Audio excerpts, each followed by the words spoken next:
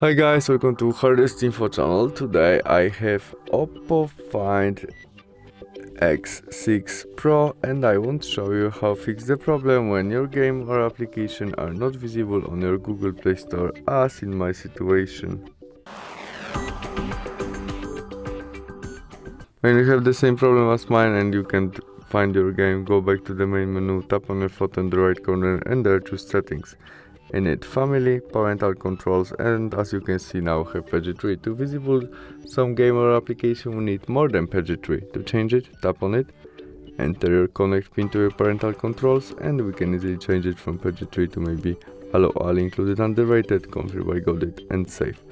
You can also turn off your parental control by switch off. And that's all. We can go back and try search your games or application again, and it will be visible right now. Thanks for watching, bye.